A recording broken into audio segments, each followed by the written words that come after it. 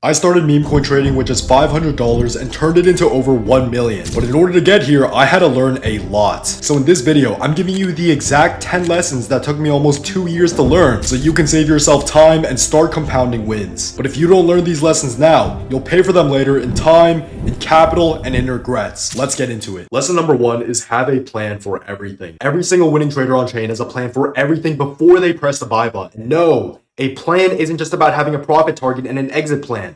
That's what 99% of meme coin traders think. They think they have a plan. They ape into everything with no real strategy, and then they act surprised when they're refilling their Phantom wallet for the 3rd time that week. I actually went through that exact same process when I started meme coin trading. I washed my entire portfolio twice because I had no real plan in my trades. I'd look at some coins I thought were interesting, I'd join their community, see a couple people talking about it, and just buy in. And whether I was in profit or loss, I was just confused at that point. I was just sitting there like an idiot, not knowing what to really do next. And that's when I learned you don't just need an exit plan. You need a narrative plan, a scaling plan, a what invalidates the trade plan. And ever since that day, before I enter into any trade, I already know, number 1, what thesis am I betting on? There always has to be an event with a realistic chance of happening that I'm hoping is going to pump the coin. And if you don't have a clear idea of what could happen to the coin you're in, why are you buying in the first place? And for my thesis, I need to think in both higher and lower time frames. So that means I need to get specific. What short-term catalysts could spike it? What could happen realistically in just moments that could make this coin go up? Because if you're planning on taking initials early, or you're just going into a trade for a quick flip, you need to think about what news that could trigger that will give you that exit. And you're going to apply that same process towards a longer-term catalyst. Why do you plan to hold the coin for that long? What series of events could happen to that coin that are going to change the price? And you need to think about what you're going to do in each and every single one of them, which is why you also need a plan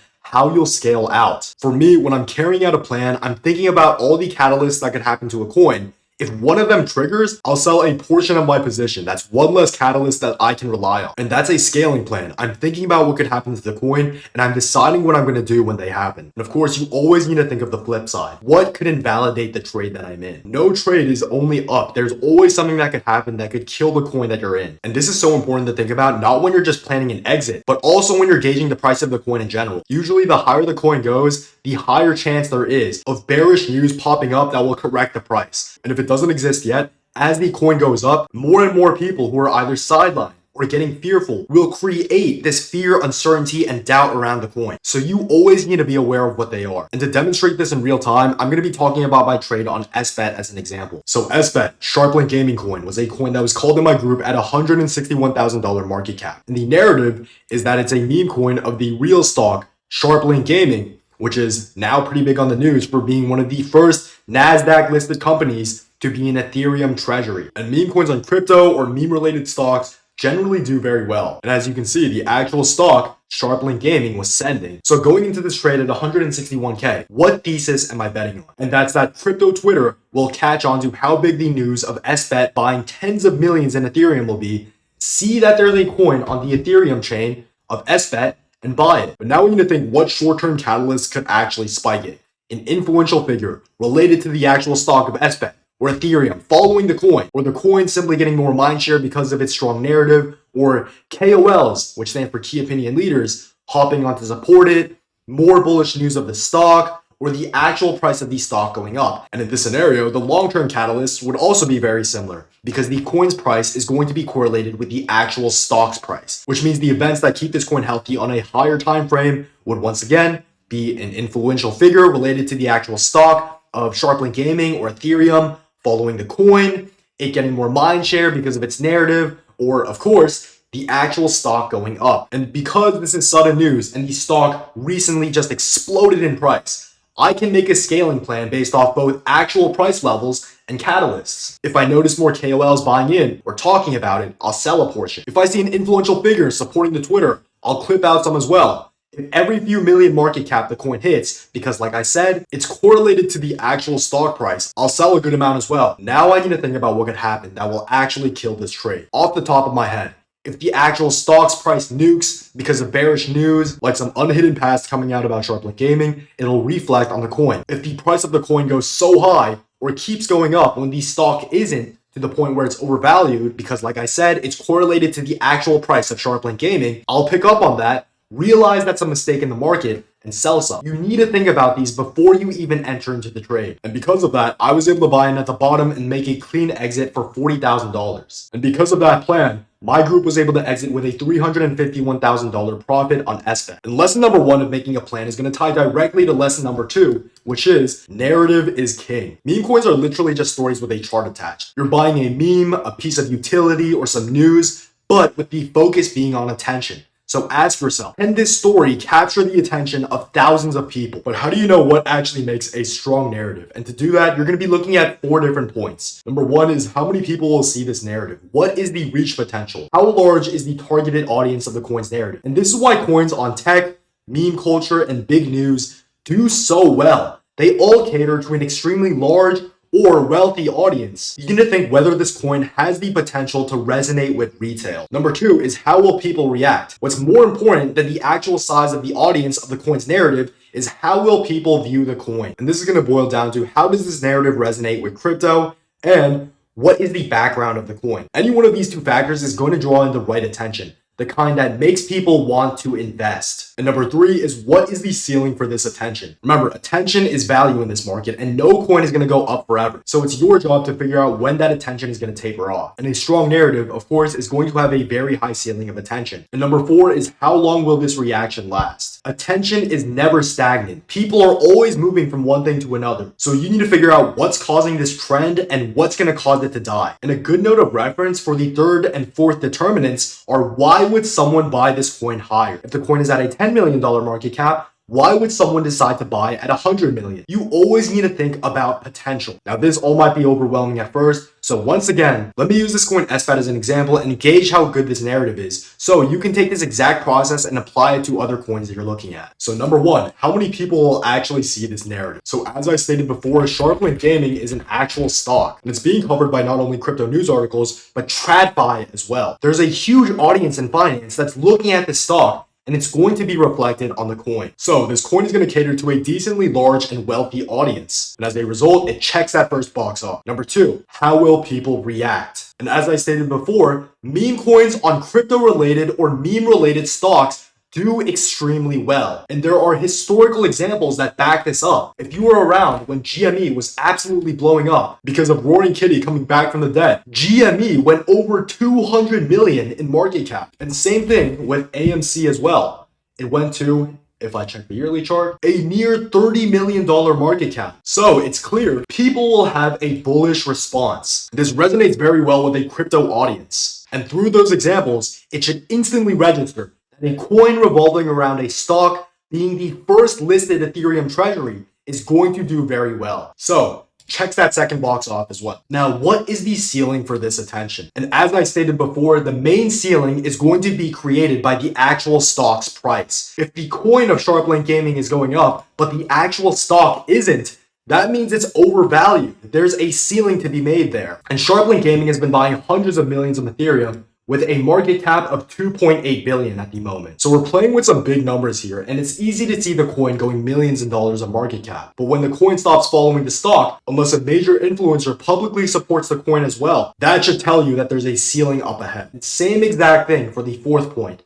For how long that reaction is going to last, it's going to follow the stock's price. So once SBET as a stock ceases to outperform the market, it's going to reflect on the coin. And now through this 4-step analysis, we know SBET is a strong narrative and how long it's going to last. And my group was able to hit SBET and other 6- and 7-figure plays because we knew how to gauge these narratives. But you're not going to be able to catch these narratives if you don't do your homework, which leads us into the 3rd lesson, and that's to research everything. So many times I've seen coins getting volume, thought it was stupid, either off the name or ticker, and I ignored it. Then it moved, and when I finally looked deeper into who launched it, what the meme was tied to, who was backing it, it was already too late. Moves can happen in literal seconds, and it's why you need to be constantly on the lookout. The second anything catches your eye, or you stumble on an interesting thread, on a coin, on Twitter, do your due diligence as efficiently as you can. For me, that research process is usually just going to be sitting on my trading bot and observing every single coin that catches volume or catches my eye. And when that happens, take 30 seconds to just look through the Twitter, see who's following it, check the post history, any other sites attached to the coin. Look up the coin's ticker and contract address on Twitter as well. Ask about the coin in your community. You just want to be doing as much due diligence as possible. And every coin you dismiss out of laziness is going to be one someone else printed a 50x on just because they gave it 30 more seconds than you. And the trading bot that I'm using for this research process is Axiom Pro. It's the fastest, most efficient, and cheapest bot in the entire space. So if you want to get that same edge, click the Axiom link in the description down below and it should lead you to this page. Make sure it says Fortune on the bottom. That's going to give you a 10% discount on all fees on the platform. And you'll have a 1-up on anyone that's not using this. But while you're researching these coins, you need to be careful, which leads me into the fourth lesson. And that's going to be, don't chase exact tops or bottoms. Because the truth is trying to snipe exact entries is counterproductive. And no consistently profitable trader on chain is going to be doing this. Why would you risk extra money just to be early when you can still get a good entry if you wait for extra confirmation that the trade is going to play out? Remember, meme coins are a narrative game. You're trading on conviction over TA. Keeping that precision mindset is going to create hesitation, FOMO, regret, because in a volatile market like crypto, it's impossible to tick tops and bottoms perfectly. If you're doing that, expecting to, you're relying on luck. If you genuinely believe in the narrative of something, you're going to ignore short-term price. Conviction should not be built on an entry. Now, if you're building a narrative on a coin topping out or bottoming, that's completely fine, and that's what you should be doing, but you should never be emotional about not taking it perfectly. And a powerful tool that you can use to follow this lesson is going to be averaging out of every trade. As I stated before, every single time a bull catalyst is triggered, sell a bit of your position. If you see this coin here, King, which I made on my public wallet, you'll see I made 30,000 USD on this trade, and that there's also a million different sell points. And that's how I keep a clear head when I'm trading. I play on conviction and I average out. You can see that I held for days without touching the coin, ignoring short-term price action. And only when my thesis played out of people finally catching on to this coin and why it was valuable did I start exiting. But as I said, crypto's volatile. You're not going to time it perfectly. So I averaged out.